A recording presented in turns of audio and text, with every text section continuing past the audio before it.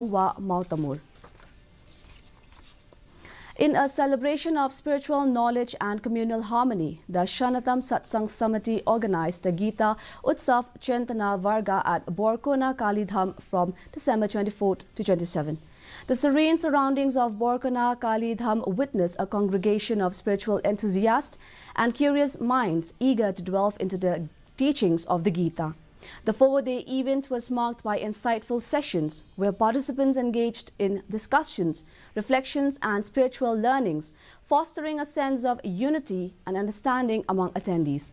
Borkona Kalidham, nestled in the heart of southwest Garo Hills, provided an idyllic setting for the Utsav, enhancing the overall experience and creating an atmosphere conducive to contemplation.